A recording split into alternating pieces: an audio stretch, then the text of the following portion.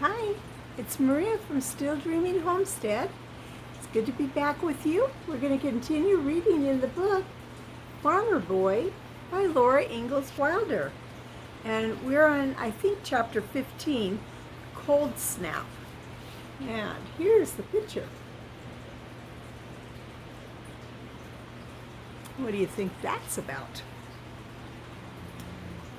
That was a very cold late spring. The dawns were chilly, and at noon the sunlight was cool.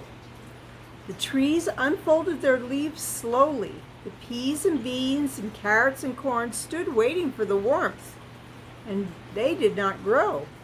When the rush of spring work was over, Almanzo had to go to school again. Only small children went to the spring term at school, and he wished that he were old enough to stay home. He didn't like to sit and study a book when there were so many interesting things to do.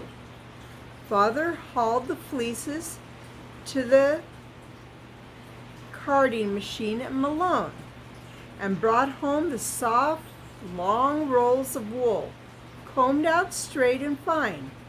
Mother didn't comb her own wool anymore, since there was a machine that did it on shares, but she did dye it. That means give it color. Alice and Elijah Jane were gathering roots and barks in the woods, and Royal was building a huge bonfire in the yard. They boiled the roots and the bark in big cauldrons over the fires. Remember, those are giant pots. And they dipped the long skeins of wool thread that Mother had spun and lifted them out on sticks, all colored brown and red and blue. When Almanzo went home from school, the clotheslines were hanging full of colored skeins of thread. Mother was making soft soap too. All winter's ashes had been saved in a barrel. Now water was pulled over them, and lye was dripping out of a little hole in the bottom of the barrel. So that made a chemical reaction. And with lye, you could burn yourself. You have to be very careful. Mother measured the lye into the cauldron and added pork rinds and all the waste pork fat and beef fat that she had been saving all winter. The cauldron boiled, and the lye and the fat together made soap. Almanzo could have kept the bonfires burning.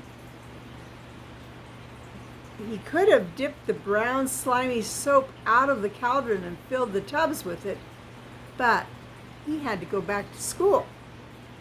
He watched the moon anxiously, for in the dark of the moon in May, he could stay out of school and plant pumpkins. Then in the chill, early morning, he tied a pouch full of pumpkin seeds around his waist and went into the cornfield. All the dark field had a thin green veil of weeds on it, all over it. The small blades of corn were not growing well because of the corn. At every second hill of corn, it would plant maybe 2, sometimes 3 seeds in a hole, and they called that a hill of corn. And then they'd make another one.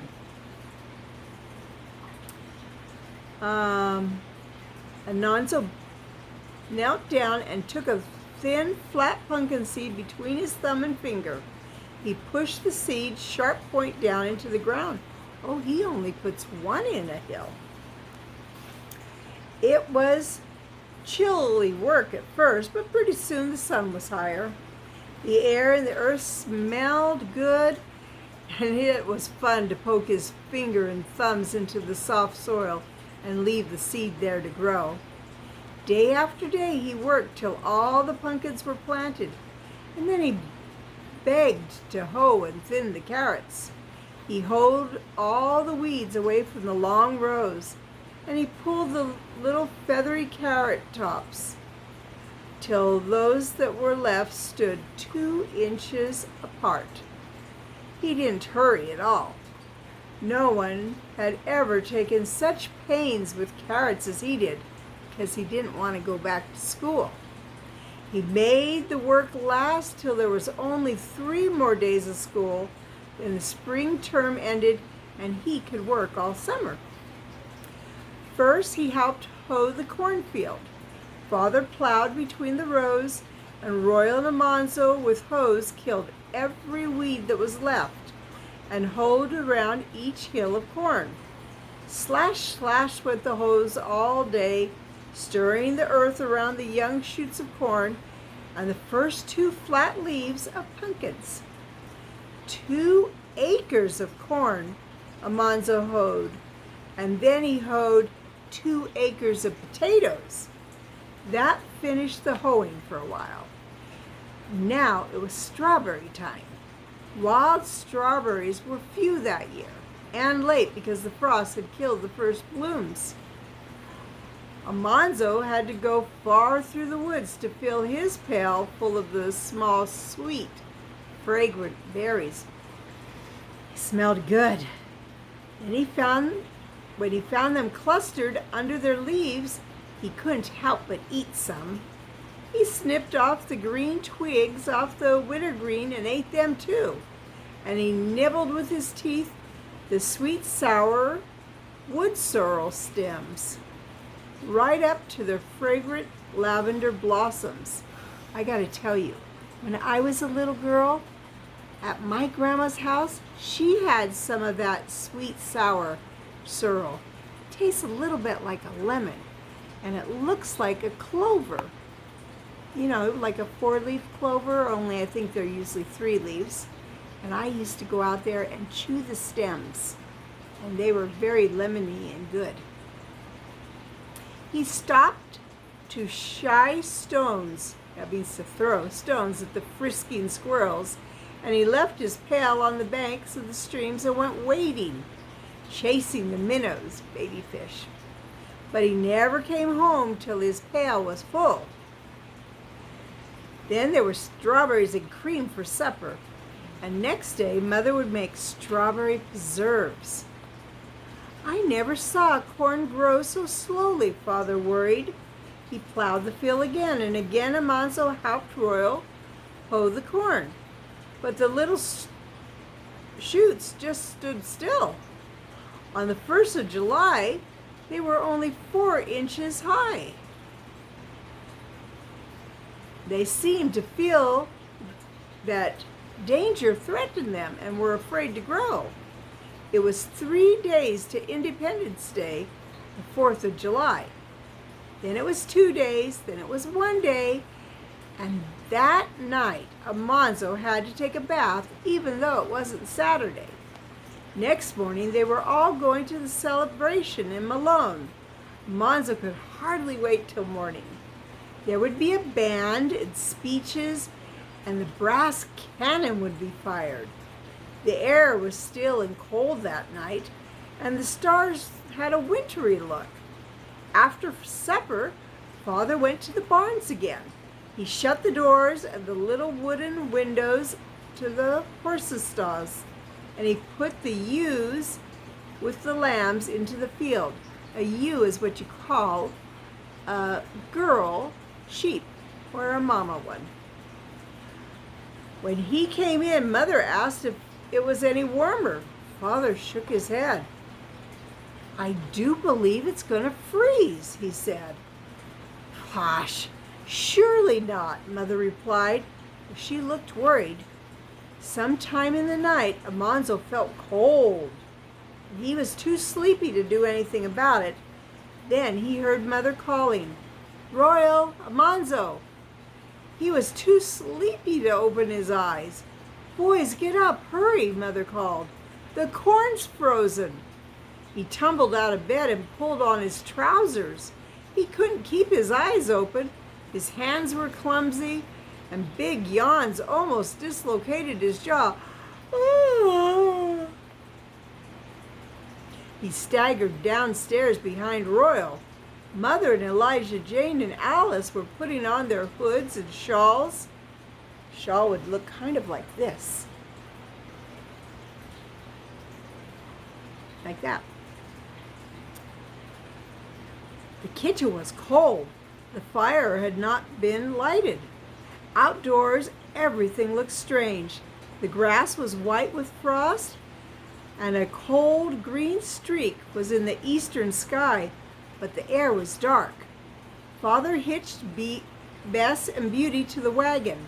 Royal pumped the water trough full. Almanzo helped Mother and the girls bring tubs and pails, and Father set barrels in the wagon. They filled the tubs and barrels full of water, and then they walked behind the wagon to the cornfield. All the corn was frozen. The little leaves were stiff, and they broke if you touched them. Only cold water could save the life of the corn. Every hill must be watered before the sunshine touched it, or the little plants would die, and there would be no corn crop that year. The wagon stopped at the edge of the field. Father, Mother, Royal, and Elijah Jane and Alice and Almanzo filled the pails with water, and they all went to work as fast as they could. Almanzo tried to hurry, but the pail was heavy, and his legs were short. His wet fingers were cold, and the water slopped against his leg, and he was terribly sleepy. He stumbled along the rows, and at every hill of corn he poured a little water over the frozen leaves. The field seemed enormous, really, really big. There were thousands and thousands of hills of corn. Almanzo began to be hungry, but he couldn't stop to complain.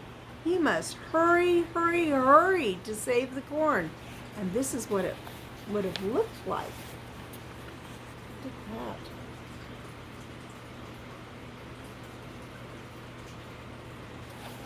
They didn't have water hoses back then. They had to use a bucket. In the gray light, the corn had faint shadows now. All at once, the pale sunshine came over the field. "Keep on," Father shouted. So they all kept on, and they didn't stop. But in a little while, Father gave up. "No use," he called. Nothing would save the corn after the sunshine touched it. Almanzo set down his pail and straightened up his aching back. All the others stood and looked too, and did not say anything. They had watered almost 3 acres. A quarter of an acre had not been watered, and it was lost. Almanzo trudged back to the wagon and climbed in. Father said, "Let's be thankful we saved most of it." They rode sleepily down to the barns. Almanzo was not quite awake yet, and he was tired and cold and hungry. His hands were clumsy, doing chores, but most of the corn had been saved. That was a lot of work. So I hope you like the story. I did. I like how they worked together as a family.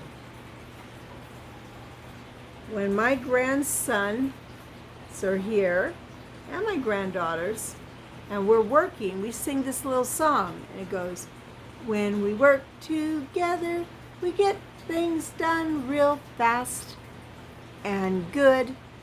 So that's the story, the little song that we sing. Well, I'll be back tomorrow and read the next chapter. I want to pray blessings on you and yours, in your house and out of your house, in the day and the night. Whatever you do, keep dreaming. Good night.